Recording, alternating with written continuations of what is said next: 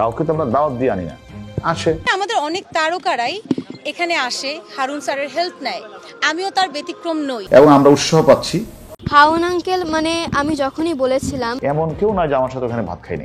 DB হারুনের সাথে সেই সমস্ত অভিনেত্রীদের সম্পর্কই ভালো ছিল যাদের চরিত্রের সমস্যা আছে। হ্যাঁ ভিউয়ার্স, বর্তমানে এমনই এক মন্তব্য সামাজিক যোগাযোগ মাধ্যমে ঘুরে বেড়াচ্ছে। মূলত নিপুণ, পরিমণি, অপু বিশ্বাস, তানজিন তিশা এই সমস্ত নায়িকাদের সাথেই হারুনের বেশ ভালো একটা সম্পর্ক ছিল।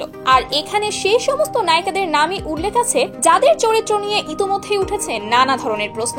সে যাই হোক, তো চলুন ভিউয়ার্স, এবার আমরা একটু দেখে আসি মূলত কোন কোন অভিনেত্রী হারুনের হোটেলে ভাত খেয়েছে এবং তাদের ভাত খাওয়ার কারণ কি ছিল।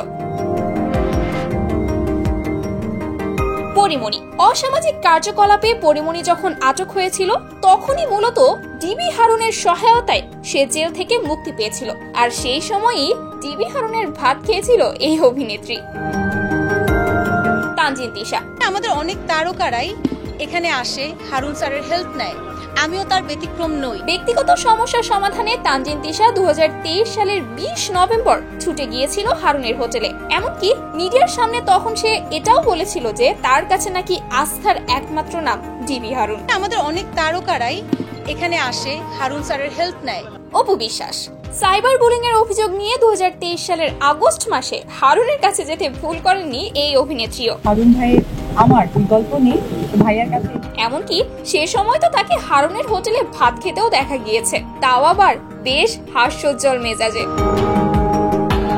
নিপুণ আক্তার। ডিবি হারুনের সাথে কোনো কারণ ছাড়াই প্রায় সময় দেখা করতে যেতেন এই অভিনেত্রী। ভদ্র ভাষায় যাকে বলে সৌজন্য সাক্ষাৎ। দিঘি। বিকাশ অ্যাকাউন্ট হ্যাক হয়ে গিয়েছে এমন একটি অভিযোগ নিয়ে হারুনের কাছে ছুটে গিয়েছিলেন দিঘিও।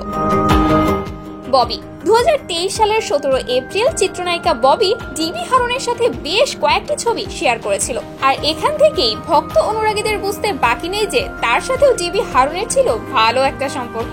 মানুষ আসছে, কাজও করে যাচ্ছে, আবার তারা খেয়ে গিয়ে আমাদের প্রশংসা করছে। তো ভিউয়ার্স, এই সমস্ত নায়িকাদের নিয়ে আপনাদের আছে কি কোনো মন্তব্য?